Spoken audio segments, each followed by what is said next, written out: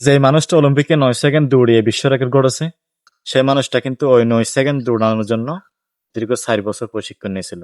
অথচ তুমি, আমি, আমরা সবাই 2 মাসের ভিতর ফল আশা করি।